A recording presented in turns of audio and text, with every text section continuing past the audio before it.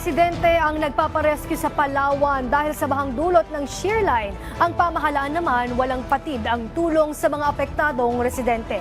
Si Zef Bosongan ng Radyo Pilipinas para sa Balitang Pambansa.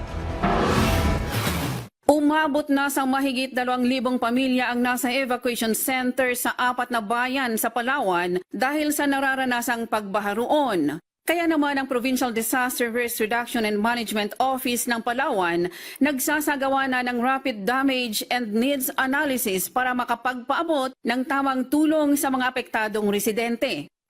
Tuloy-tuloy po ang mga operations na ginagawa at yung pamimigay po ng mga LGUs, ng mga MDRRMOs at ng mga barangay, as well as yung augmentation na pinoprovide ng provincial government ay nagpapatuloy hanggang sa ngayon. Sa ngayon, may ilang residente pa rin ang nagpaparescue sa mga otoridad doon. Kaya payo ng PDRRMO, lumikas na lalo kung nasa landslide at flood-prone areas. This morning, wala po masyadong ulan at talagang tayo po ay patuloy pong nagsasagawa po ng coordination. Also yung may mga personnel pa rin po tayong naka-standby para po sa possible rescue operations. Mula sa Radyo Pilipinas, Zef Bosongan para sa Balitang Pambansa.